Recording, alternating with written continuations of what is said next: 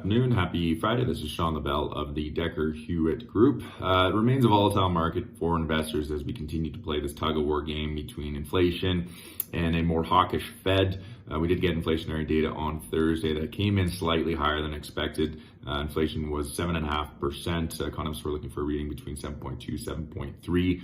So that news did spook markets a little bit. We had actually been higher on the month up until that point in time. What had been driving markets higher had been better than expected earnings season. That's kind of getting lost in the conversation right now, is that companies are for the most part doing quite well. They're awash with cash. You're going to see share buybacks start to come in here at near record pace. So that should provide decent support for the market. The common theme that you're hearing from companies right now is that they're very easily able to pass along these price pressures to consumers who are in a considerably better shape than a lot of people might expect. There's an interesting chart in this week's Market Watch Weekly that just illustrates consumption. We are back on its pre-COVID trend line. That has happened considerably better than probably a lot of people had expected.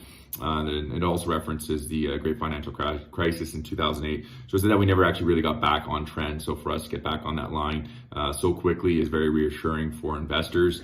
So this week's Market Watch Weekly just runs through that, along with a little bit of the continued commentary that we're seeing around the rate hikes.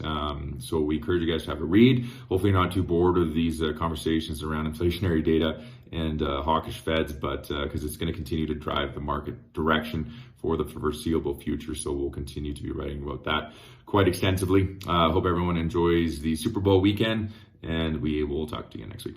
Cheers.